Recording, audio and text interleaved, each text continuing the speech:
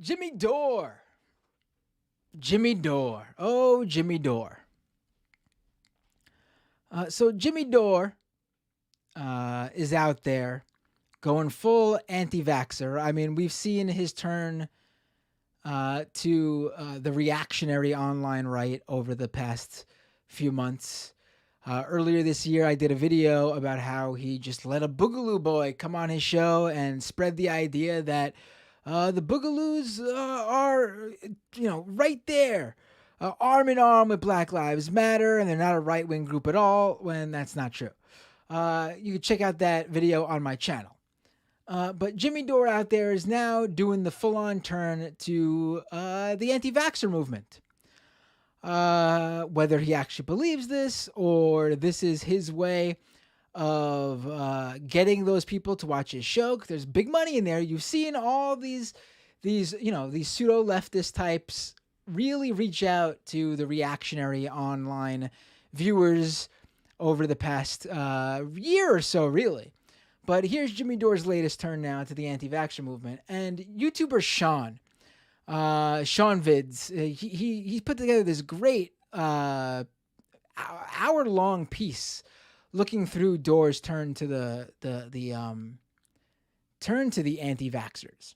But there's one specific moment, you might have seen it also being talked about elsewhere, but there's one specific moment in the video that's super interesting where he points out that Dore straight up in a segment basically about an article that he's supposedly just sharing. It's just an article he read about COVID vaccinations and rates in Singapore. Was basically rewritten by Dore to get across a completely different message. I'll play a little bit right now because I think it's definitely worthwhile hearing before we get into what Dore is saying about it. Let's cue up this clip. 1 second. Hello, everyone. Hello, Sean. But let's get to where I want to in this video, so we're not giving away everything, because I want people to go watch your vid too. Vaccination rate. And this is how Jimmy reads out the rest of the article. Well, no, he's not reading the article, really. He's picking particular sentences out of it in order to present a biased view of it. This is an article about how Singapore's high vaccination rate has kept deaths low even as virus cases increase as the country eases lockdown restrictions. It's a success story. Jimmy Dore, by refusing to mention the positive effects of vaccination, turns it into a scaremongering article about an increase in cases in order to make the vaccine look ineffective. Now, right, so the point of the article, to be clear, the point of the article that Jimmy Dore is reading in Fortune is basically COVID rates are rising in Singapore. And they are highly vaccinated in Singapore. And no, the article isn't saying that, oh, look, everyone got vaccinated and now COVID's still rising. No, the point is because they're so vaccinated, the lockdown measures and all of those stringent precautions they took to keep COVID cases down in that country were loosened. So vaccine rate goes up. Lockdown measures that kept cases down go away. People are back in Singapore acting as almost pre-COVID times.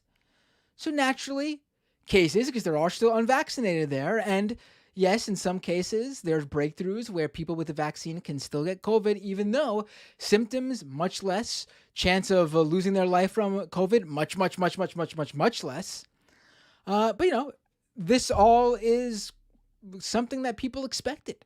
But Jimmy posed this as something different. Let's continue listening to what Sean uncovers here. Further down the article, Jimmy Dore does something even worse than simply selectively quote the article. He actually changes the text in order. Now, selectively quote, what Sean played previous to where I queued up this clip is that Jimmy's basically reading the article, but jumping around so he can avoid the parts that actually say, COVID, he'll go, the article will say, this is not verbatim here. This is an example I'm giving you guys. The article would say COVID rates in Singapore have gone up, but because everyone's highly vaccinated, there are less hospitalizations, or it'll say COVID cases are going up, but that's specifically because the lockdown measures were rescinded because everyone's so well vaccinated. He will just say COVID cases are going up. That's the selective reading. And he'll jump around and just skip all those addendums that basically, the buts that explain why it's not such a big deal because Singapore is doing a good job battling COVID. But then Sean finds out that, like he just said, Dore's been rewriting parts of the article too. Let's get to this. To better suit his argument. So first, let's read the relevant part of the article. Throughout July and August, cases in Singapore ticked up to over 100 per day after nearly a year of almost no infections due to the city's previous zero-tolerance policy. That policy included stay-at-home orders, intensive testing and contact tracing, and a ban on foreign visitors. This month, cases have risen exponentially from 180 on September 1st to roughly 500 by mid-September and to nearly 1,500 this week. On Monday, Singapore said that it would reintroduce some social distancing measures, including reducing dining groups from 5 to 2 people at restaurants and directing companies to allow employees to work from home. Singapore's government said the measures will be in place for at least 1 month to prevent the healthcare system from being overwhelmed and to allow the city to scale up services to help infected patients recover at home. So what's happened here, according to this article anyway, is that Singapore had very strict lockdown measures and a low number of coronavirus cases. Right. Once a large percentage of the country was vaccinated, however, they started easing those lockdown measures, which led, of course, expectedly, to an increase in cases. But since the country has a very high vaccination rate, the number of deaths remained low. Right. The vaccine, of course, does not make you completely immune from catching the virus, but it does make it much, much less likely that you will develop serious symptoms or die as a result of catching the virus. However, Singapore is still wary of overloading its hospitals, so is planning to reintroduce lockdown measures as needed in order to control the number of cases. This all makes perfect sense. Very strict lockdown orders, then a high vaccination rate, then a lifting of those orders leading to increasing cases, with some orders reintroduced in order to avoid overwhelming healthcare capacity. This is not too hard to follow, you'd think. But Singapore's growing caseload has raised alarms, nonetheless, because of the speed at which cases have climbed. Despite policies including stay-at-home orders, intensive testing and contact tracing, Wait a minute. and a ban on foreign visitors. Wait a minute. And 80% of them are vaccinated. They're having the biggest outbreak ever. Wait a minute. Now, sharp-eyed viewers will have noticed that That's what me. Dore just read out is not what the article says. Right. And let's look at them side by side here. The Bizarre. article says, throughout July and August, cases in Singapore ticked up to over 100 per day after nearly a year of almost no infections due to the city's previous zero-tolerance policy.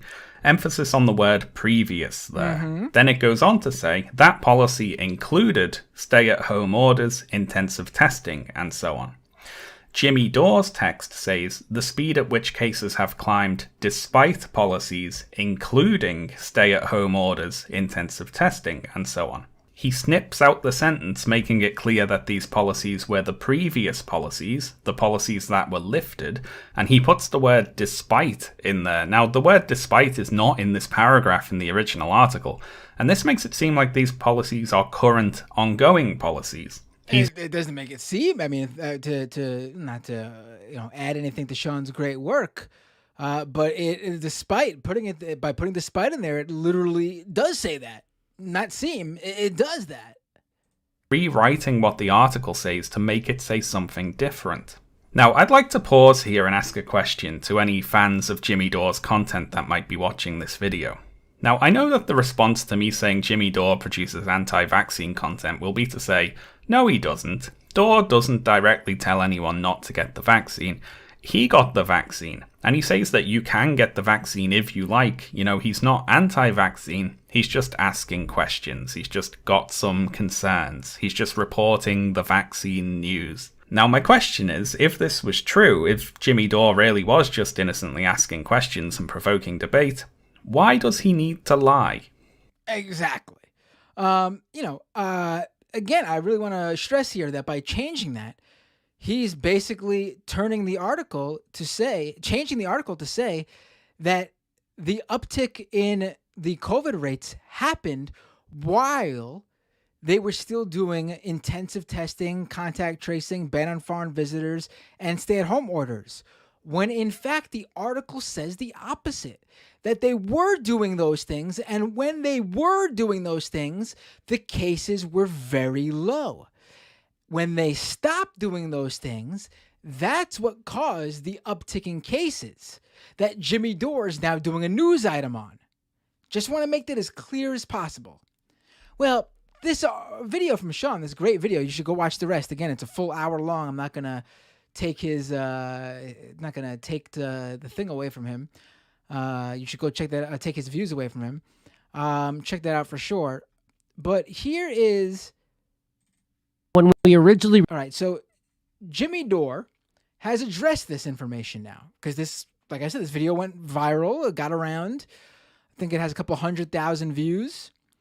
So Jimmy Dore has been forced to address it.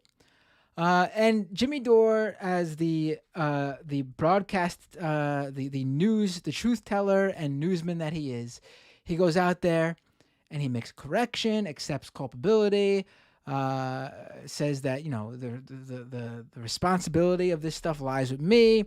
Of course he doesn't do this stuff. Check out what Jimmy Dore does. when we originally reported this graphic here is incorrect. This graphic here was put together by my producer. That's a despite one. The one that And that graphic where Jimmy Dore adds the word despite into the article.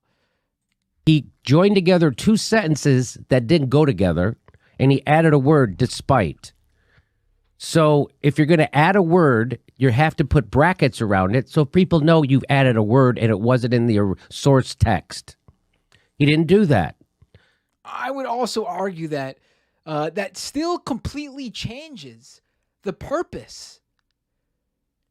When you add the brackets, that is when you usually, and I'm telling you this as someone who's experienced reporting and I've had to use brackets before, if you're having a conversation with someone that you'd like to quote, and you'd like to quote the piece, that portion in the article, when you're having a conversation with someone, the part you want to quote might be somewhere in the middle of a conversation. So, it's not going to start where, like, let's say you're talking about COVID-19 and you would like to quote someone saying, COVID-19 cases are getting higher. And you're having a conversation with someone and the quote they give you is, yeah, the cases are getting higher. Now, in your article, that's not going to make any sense just having this person say the cases are getting higher. So you would put in the brackets COVID-19 in front of, and then cases are getting higher. So you're saying that, okay, this is the conversation I had with the person. This is what they were referring to. I'm just adding a little bit of context for you, the reader, because you weren't in on the whole conversation. You don't add the fucking brackets to completely change what the person is saying. So even on that, he's wrong. Let's continue.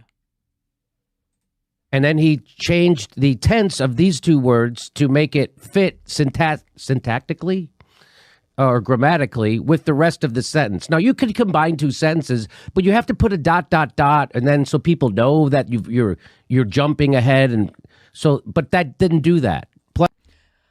Again, you don't do ...